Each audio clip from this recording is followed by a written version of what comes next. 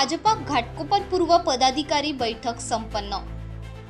आगामी मुंबई महानगरपालिकेच्या निवडणुकीच्या दृष्टीने मुंबई शहरातील प्रत्येक विधानसभेत बूथ प्रमुख, शक्ती केंद्र प्रमुख व भाजप पदाधिकारी भव्य मेळावा भाजप मुंबई अध्यक्ष आमदार अमित साठम यांनी शनिवार दिनांक 1 नोव्हेंबर रोजी ईशान्य मुंबईतील घाटकोपर पूर्व विधानसभेमधून सुरुवात केली।